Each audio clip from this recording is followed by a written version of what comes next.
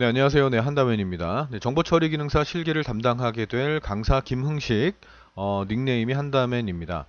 정보처리 기능사 실기 시험은 2020년도부터 변경이 됐습니다. 그래서 그 전까지만 해도 상시 시험으로 운영이 되던 시험이 정시로 변경이 되면서 1년에 4번 정도 시험이 있게 됐습니다. 그래서 어, 작년에 4번 정도 치르면서 수험생들이 많이 어려워라 했습니다. 왜냐하면 너무 범위가 많아졌고요. 뭐 C 언어라든지 자바라든지 뭐 추가된 거죠, 그죠?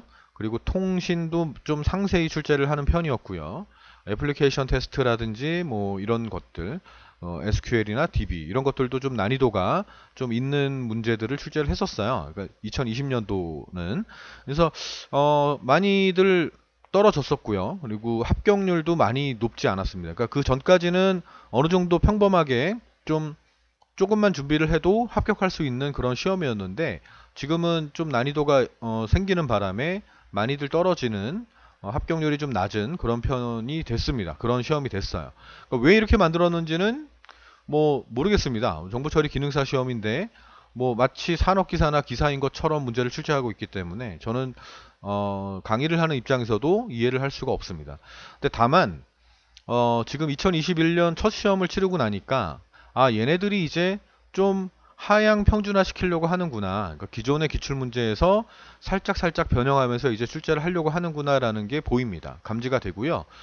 2021년도 첫 시험 같은 경우는 난이도가 많이 쉬웠다라고 제가 말씀을 드릴게요. 그러니까 물론 되게 어렵게 시험 보신 분들한테는 되게 미안하지만 작년 첫 시험부터 기출문제를 보고 난 입장에서 봤을 때는 아, 이제는 좀 어느 정도 자리를 잡고 있구나. 이런 생각이 듭니다. 그래서 이번 시험 같은 경우는 제 교재, 그 두목넷에 올려진 교재에 있는 내용하고 제가 시험 보기 전에 마무리 문제라고 해가지고 좀 올려드린 게 있어요. 근데 그 부분에서 크게 벗어나진 않았다라고 생각이 됩니다. 물론 얘네들도 난이도 조절을 하기 때문에 한두 문제 정도는 좀 어이없게 뭐 출제를 하는 경우가 있어요. 그래서 틀리라고 냈다라고 볼 수밖에 없죠. 그렇습니다. 그러니까 제가 봤을 때는 그렇다는 거고요. 제가 이 영상을 다시 찍는 이유는 강의를 듣고 이제 질문들을 많이 하시는 편인데 그 질문 중에 많은 부분을 차지하는 게 바로 공부 방법이에요. 그러니까 어떻게 공부를 해야 될지, 어떻게 준비해야 될지. 그래서 그 부분에 대해서 좀 정보를 알려드리고 싶어서 다시 한번 또 OT를 찍게 됐습니다. 자, 일단 볼게요. 자, 이건 출제 기준에 대한 건데요. 뭐 굳이 다 읽어보진 않겠습니다. 뭐 중요한 거는 이게 적용 기간이 2020년부터 변경이 됐고 2022년까지는 유지하겠다라는 이 정보 요거만 그냥 보시면 될 것 같고요. 이거는 2023년부터는 또 다른 방식으로 변경이 될 수도 있고요. 아니면 그 예전에 알고리즘 문제가 계속 출제가 됐듯이 계속 이게 유지가 될 수도 있습니다. 그러니까 이건 어떻게 될지 모르고요. 하여튼 그렇습니다. 지금 현재는 이 방식을 쓰고 있다라는 얘기가 되겠습니다. 네, 과목을 좀 볼게요. 과목은 뭐 크게 보지 마시고요. 세부 항목 정도만 보시면 되겠습니다. 그러니까 운영체제 문제가 출제가 됩니다. 이 운영체제는 윈도우하고요. 윈도우하고 도스하고요. 뭐 윈도우에 그 커맨드 있죠? 윈도우 커맨드 문제가 도스라고 보시면 되고요. 그리고 유닉스하고요. 리눅스하고요. 요 정도 출제가 되고 있고요. 안드로이드가 출제된 적도 있습니다. 기출 문제를 봤을 때는. 근데 얘네들 운영체제의 특징을 파악할 수 있어야 된다. 그러니까 이런 것들이 범위가 된다라는 얘기가 되겠죠. 시험 범위가. 운영체제의 기본 명령어, 그러니까 유닉스와 리눅스의 명령어가 정말 자주 출제가 되고 있었어요. 그러니까 꼭 한 문제씩은 출제가 됐고요.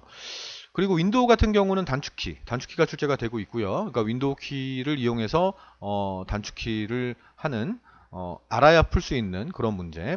그리고 도스도 명령어가 좀 출제가 된 적이 한 번, 두 번 정도는 있었던 걸로 기억합니다. 그리고 안드로이드 같은 경우는 좀 어이없는 문제가 나왔는데요. 안드로이드의 그 버전에 따라서 그 과일 이름이 매겨지는데 과일인가? 뭐 하여튼 그렇습니다. 그게 매겨지는데 그 이름을 찾는 그 이름을 주관식으로 쓰라는 어이없는 문제가 출제된 적이 있습니다. 저희 학원생은 맞히긴 했어요. 그러니까 찍었는데 맞았죠. 그런 경우가 있습니다. 그러니까 뜬금없는 문제가 출제되기도 합니다. 운영체제 핵심 기능을 파악해야 되고요. 실무 작업을 할 수 있어야 된대요. 그래서 핵심 기능 같은 것도 좀 알아야 된다. 그러니까 유닉스나 리눅스에서 뭐 커널이라든지 뭐 스웰이라든지 뭐 이런 것들의 그 문제가 출제가 된 적이 있기 때문에 거기에 맞춰서 공부하시면 되겠고요. 데이터베이스는 이따 설명을 할게요. 이건 SQL하고 같이 연관져서 SQL하고 같이 연관져서 문제를 출제한다고 보셔야 되기 때문에 요건 그때 설명을 드리고요.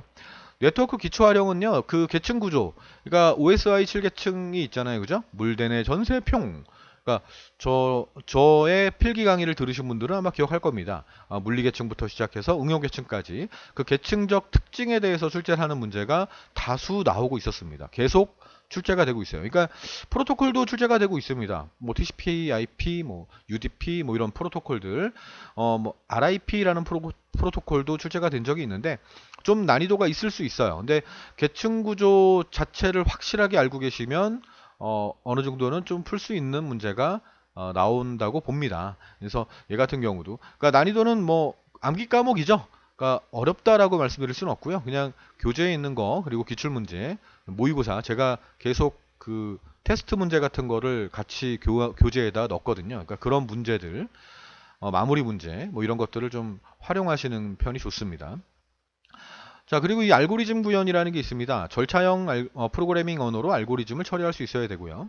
객체 지향형 프로그래밍 언어로 알고리즘을 처리할 수 있다. 이게 뭐냐면 알고리즘이 독단적으로 출제가 되지는 않는다는 얘기죠. 그러니까 그전 같은 경우, 2020년 이전 같은 경우는 알고리즘이 독단적으로 한 5개 정도의 가로를 채우는 문제가 나왔었고요.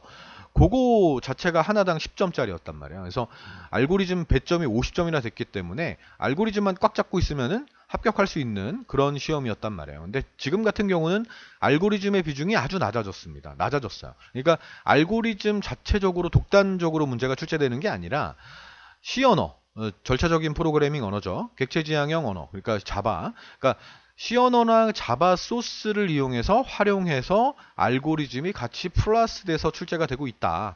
그래서 알고리즘의 그 가로를 이게 있잖아요. 이 가로를 채우는 문제가 나왔다면 이 가로에 해당하는 C언어 소스, 자바 소스, 뭐 이런 식으로 출제가 되고 있었고요. 알고리즘이 아예 안 나온 적도 있어요. 그러니까 2021년 4월, 그러니까 첫 시험 같은 경우는 알고리즘 문제가 출제가 되지 않았다고 얘기를 합니다. 그러니까 어, 계속 말씀드리는데 이 정시 시험으로 바뀌게 되면 원래 공단에서는 산업인력공단에서는 문제를 공개하게 돼 있어요. 공개를 하게 됩니다, 원래. 근데 이 시험은 공개를 안 해요. 그러니까 정보처리기능사는 공개하는 시험이 아니래요. 그래서 복원을 할 수밖에 없는데 그 시험을 보신 분들의 기억에 의지할 수밖에 없거든요. 그래서 알고리즘이 나왔는지 안 나왔는지는 정확하게 알 수는 없지만 하여튼 중요한 건 알고리즘의 배점 자체는 높지 않다. 높지 않다. 그렇게 좀 알고 계시면 되겠습니다. 자, 프로그래밍 언어는 C 언어하고 자바입니다. C하고 자바. 파이썬이 출제될지 알고 많은 출판사들, 뭐 이기적인이라든지 뭐 신화공인가요? 신화공이라든지 뭐 이런 수제비도 있었던 것 같아요. 그러니까 그런 출판사들 문제를 보면 교재 내용을 보면 파이썬도 들어갔었거든요. 근데 저는 교환에 파이썬을 넣지 않았어요. 왜냐하면 그 정보처리 산업기사라든지 정보처리 기사에서조차도 파이썬을 다루지 않습니다. 그래서 C 언어랑 자바를 다루고 있는데 뜬금없이 정보처리 기능사에서 파이썬을 한다? 말도 안 됩니다. 말도 안 됩니다. 그리고 파이썬이 나와도 사실 파이썬 자체가 어렵진 않아요. 근데 공부할 범위가 너무 많아요. 그 기능사 준비하시는 분들에게 너무 부담을 주면 안 됩니다. 이렇게까지 부담을 주면 안 돼요. 그래서 안 나올 거라고 전 봅니다. 뭐 나와도 어쩔 수 없지만 뭐 제가 뭐 C는 아니기 때문에 근데 저는 제 느낌은 제 예측은 C하고 자바 정도만 알고 계셔도 충분히 푸실 수가 있을 거다. 그리고 C 언어하고 자바가 전혀 다르진 않다. 그러니까 문법 자체가 뭐 완전히 다르진 않기 때문에 C 언어를 좀 알고 계시면 자바를 할 수 있고요. 반대로 자바를 할 수 있으면 C 언어를 할 수 있다. 요 정도. 자, 문제 자체가 프로그래밍 언어 쪽의 문제 이렇게 포함해서 이 문제가 4문제에서 5문제가 출제가 되고 있습니다. 총 20문제죠? 총 20문제입니다. 전 과목이 총 20문제가 나옵니다. 한 문항당 5점짜리입니다. 5점 배점이에요. 프로그래밍 언어에서 5문제가 출제가 됐다? 그러면 한 25점, 20점 요 정도의 그 비중을 차지하고 있는 거죠. 그죠? 네, 그렇습니다. 나머지에서 이제 한두 문제씩 출제가 되고 있는 거고요. 네, 다음요. 애플리케이션 테스트 같은 경우도 2문제, 3문제가 출제가 된 경우가 있었는데요. 지금 얘 같은 경우도 사실은 좀 어렵습니다.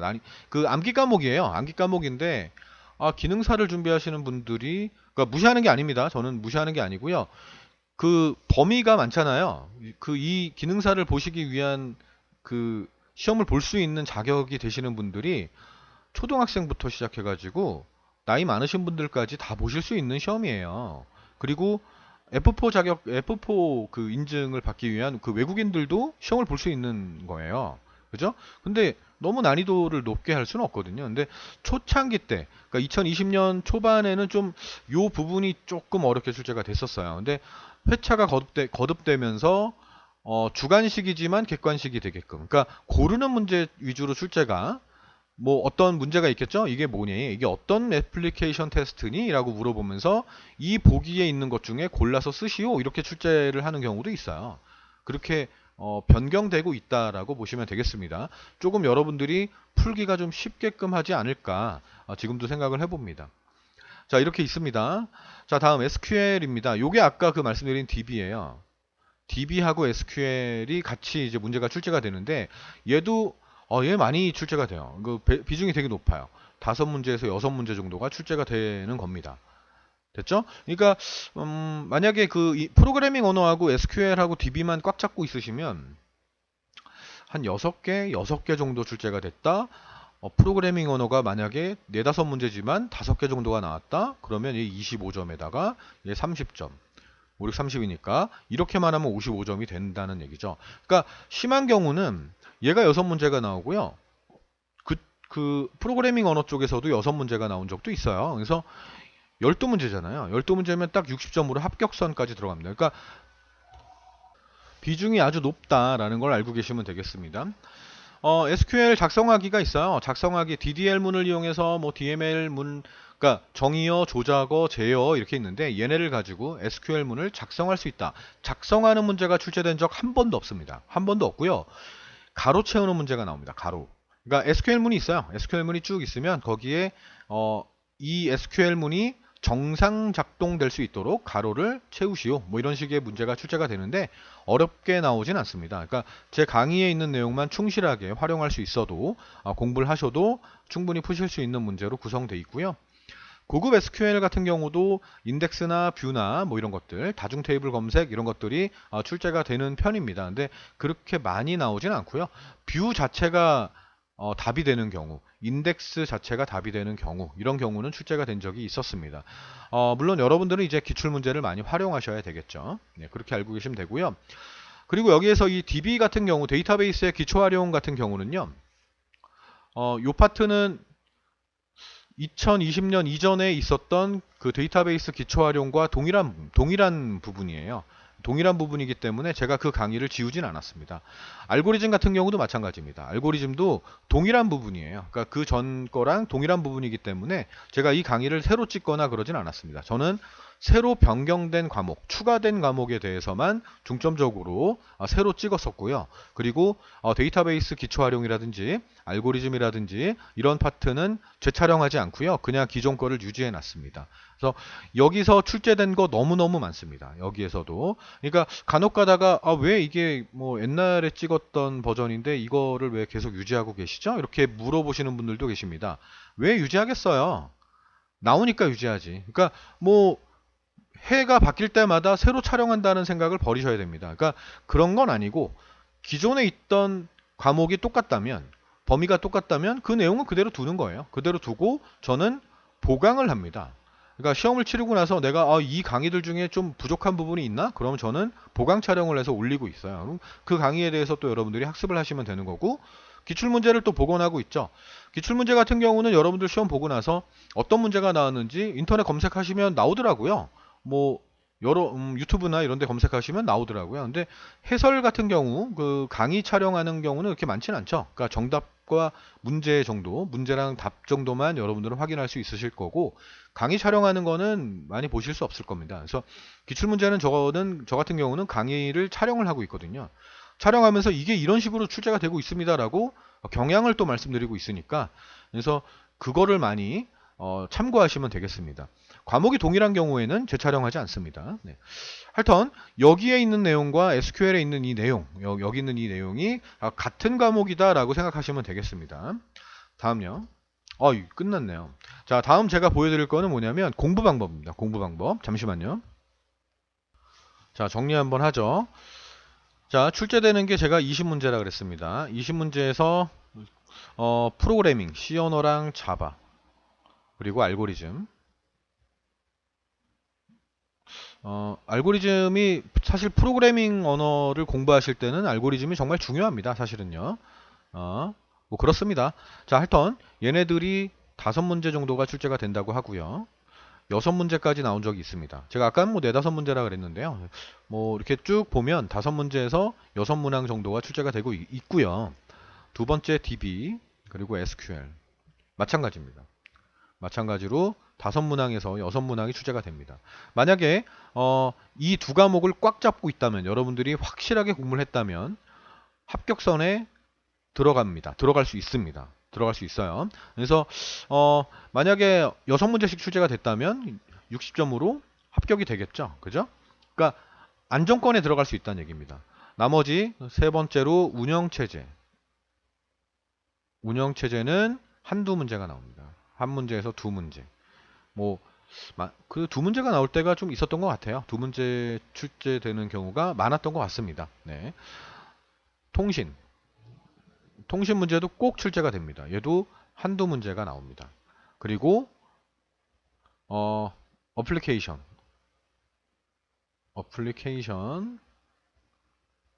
뭐 테스트, 뭐 점검, 뭐 이런 것들. 네, 요 문제도 한두 문제 정도가 출제가 되고 있습니다. 자, 그러면서 요 세 과목에서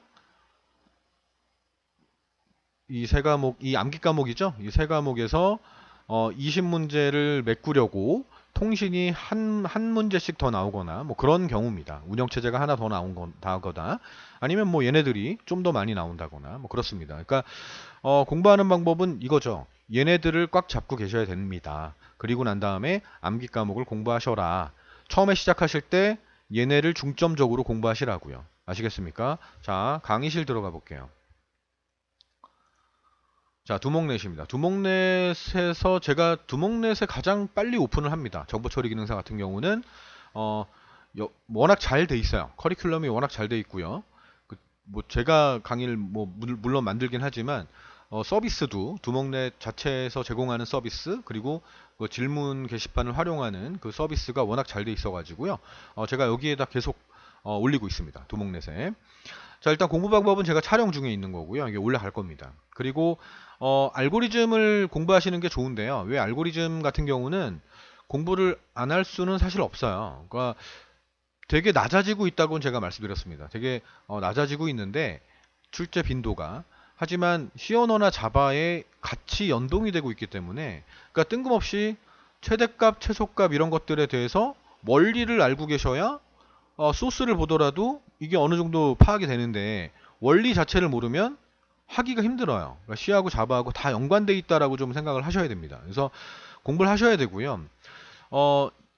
저는 이제 그렇습니다. 이 알고리즘을 풀 때 제가 혼자 한번 풀어보세요라고 했을 때는 혼자 힘으로 한번 풀어보셔야 되는 게 원칙입니다. 근데 알고리즘 같은 경우는 이제는 알고리즘만 독단적으로 출제가 되는 건 아니기 때문에, 시간이 없으신 경우에는 그 방법을 쓰는 건 아니고 가급적이면 혼자 풀어보는 게 가장 좋죠. 근데 이해를 하시는 게 가장 좋아요. 그러니까 한번 풀어보시고 강의를 들으면서 이해가 되면 넘어가시는 거예요. 그냥 쭉쭉 넘어가십니다. 쭉 들으면서, 그러니까 이해가 되게끔, 이게 근사값이 이런 거구나, 3의 배수나 5의 배수를 구할 때 이런 원리로 구하는 거구나. 짝수홀수도 마찬가지고, 그리고 스위칭이라는 게 있는데 스위칭이 도대체 뭔지, 그러니까 그런 걸 알고 있어야 나중에 C 언어 코드를 만나고 자바 코드를 만났을 때 여러분들이 해결하실 수가 있다는 거예요. 아시겠습니까? 네, 쭉 공부를 하셔야 돼요. 쭉 공부하시는데요. 어디까지 하시냐면 이 진법 변환까지도 문제가 출제가 됐어요. 그러니까 알고리즘도 나왔었고요. 그리고 C 언어 소스에 대해서도 출제가 됐었어요. 물론 기출문제 여러분들이 나중에 풀어보시면 알겠지만 2차원 배열도 나올 수 있습니다. 2차원 배열도 출제가 됐었습니다. 그래서 저는 26번까지는 하셔라. 26강까지는 시간을 너무 많이 끌진 마시고요. 그러니까 이해를 하는 쪽으로, 강의를 들으면서 이해를 하는 쪽으로 공부를 하시는 거를 저는 권합니다. 지금 단계에서는요. 권하고요. 그렇게 공부한 상태에서 바로 C 언어 넘어가는 거예요. 이런 거는 그냥 하지 마세요. 하지 마시고요. 그러니까 나중에 이제 시간이 좀 충분히 남고 내가 이 기능사 시험이 끝나고 나서 난 산업기사 시험까지도 생각하고 있다. 뭐 그런 경우에는 다 공부하셔야 됩니다. 공부하셔야 됩니다. 이 강의는 제가 내려놓지는 않을 거예요. 그냥 놔둘 테니까 기능사 시험이 목적이신 분들은 26강까지만 들으세요. 제 강의를 꼭 듣고 시작했으면 좋겠어요. 그냥 바로 강의부터 들으시는 분들이 있는데 이 강의 제가 지금 말씀드리는 거를 꼭 듣고 실천하시길 바라겠습니다. 자, 이제 프로그래밍 언어 쪽을 들어갑니다. 그러니까 C 언어부터 시작해 가지고요. 그냥 쭉 강의를 듣습니다. 강의를 듣고 공부하셔야 돼요. 완전히 본인께 될 수 있게 공부를 하셔야 됩니다. 자바도 마찬가지예요. 모의 문제들이 중간중간 삽입이 돼 있을 겁니다. 그러면 여러분들이 직접 풀어보시는 그런 연습을 하셔야 됩니다. 자바도 마찬가지입니다. 그래서 여기까지 하고 나서 저는 시험을 볼 때 이거 좀 미진한 부분이 있었네. 그래서 C 언어 보강을 만들어 놨었고요. 그 보강 두 번째 것도 만들어 놨었습니다. 그러니까 시험이 치러질 때마다 조금씩 보강을 합니다. 그러니까 부족한 게 있었다면 아시겠죠? 이렇게 하고요.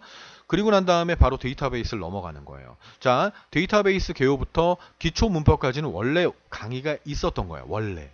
그러니까 2020년 이전 준비를 위해서 만들어놨던 교재 강의였던 거예요. 근데 이 부분이 그대로 출제가 된다고 변경이 됐고요. 그러니까 공지가 됐고요. 그러니까 이 부분에서도 출제가 가장 많이 되고 있어요. 가장은 아니고 많이 되고 있기 때문에 이 범위의 학습이 반드시 이루어져야 됩니다. 그리고 여기서부터 여기까지가 새 촬영 들어간 거예요.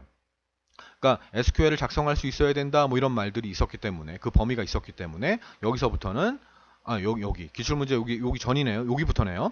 작성하기 여기서부터 공구부터 13번까지는 다시 재촬영 들어간 겁니다. 그래서 얘도 공부를 하셔야 되고요. 그리고 난 다음에 운영체제 요쯤부터는 이제 암기 과목이거든요. 그래서 강의를 들으면서 암기를 하셔야 됩니다. 그리고 난 다음에 애플리케이션 공부할 게 좀 많을 거예요. 많은데 출제되는 경우는 좀 많지 않죠, 그죠? 그래도 어쩔 수 없죠. 그러니까 만약에 대비해서 내가 프로그래밍 언어라든지 SQL, DB에서 실수하는 경우가 있어요. 실수하는 경우가 있기 때문에 그걸 복구하시려면 애플리케이션 테스트하고 통신하고 운영체제에서 확실하게 복구를 하셔야 되거든요. 그러니까 문제의 답을 맞추실 수 있어야 됩니다. 완전 뜬금없는 문제가 나오면 어쩔 수 없지만 이 강의 안에 있는 내용이 나온다면 당연히 푸셔서 복구하셔야 됩니다. 예. 그리고 기출문제 다 복원해 놨습니다. 복원해 놨으니까 요거는 이제 알고리즘 데이터베이스 기출문제예요. 그러니까 알고리즘에 대해서 좀 부족하신 분들은 다운받아서 공부하시면 되고요. 아니면 교재를 구입했으면 그 교재에 있는 내용이 있으니까 거기서 공부하시면 되고요. 얘는 없겠구나. 얘는 교재 이거 다운받으셔가지고 하시면 되고요. 연도별 기출문제 같은 경우는 교재에 없어요. 그러니까 이 PDF로 다 올려놨기 때문에 얘네를 다운받아서 강의를 들으시면서 공부하시면 됩니다. 그리고 모의평가 문제들도 제가 수록을 해놨고요. 마지막에 이제 시험 전 마무리 문제가 있습니다. 여기에서 많이 출제가 됐어요. 여기서 많이 출제가 됐기 때문에 얘네들 같은 경우는 확실하게 공부를 하시면 되겠습니다. 됐죠? 2021년 1회 기출문제도 올려질 거예요. 그러니까 매번 기출문제가 시행될 때마다 저는 복원을 해서 계속 올릴 거예요. 그러니까 그렇게 알고 계시면 되고요. 질문은 언제든지 하시면 됩니다. 질문이 궁금한 게 있으시면 질문하시면 되고요. 그러니까 제가 이제 월요일부터 목요일까지 학원 운영을 하니까요. 학원 수업이 있어요. 금요일 같은 경우는 이제 보강 수업이 있기는 있는데 그때는 선생님들이 이제 수업을 보통 하기 때문에 제가 나오지는 않거든요. 그래서 여러분들은 질문하실 때는 가급적이면 월요일부터 목요일까지 질문을 이용하시면 되고요. 그리고 뭐 금토일 질문하지 말라는 얘기는 아닙니다. 질문하시면 제가 시간이 될 때 확인이 되는 대로 바로 답변을 해드릴 거예요. 그러니까 여기 질문 게시판을 이용하시면 되겠습니다. 됐죠? 그리고 여기는 강의 업데이트 예정하고 완료된 것들에 대해서 제가 올리고 있거든요. 여기 게시글을 좀 이렇게 보시고요. 어떤 강의를 지금 한다면이 찍고 있구나, 뭐 작업하고 있구나, 그런 정보를 좀 아실 수 있을 겁니다. 그래서 이걸 보시면서 파악을 하시면 되겠습니다. 네, 많이 어려워지지 않았습니다. 많이 어려워지지 않았으니까 여러분들 공부 충실히 하시고요.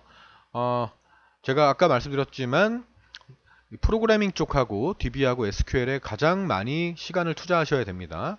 얘네들 이 암기 과목을 공부하면서도 가끔씩은 얘네를 계속 복습을 하셔야 됩니다. 그래야 합격하실 수가 있습니다. 네, 여기까지 할게요. 네, 수고하셨습니다. 다음 시간에 뵐게요.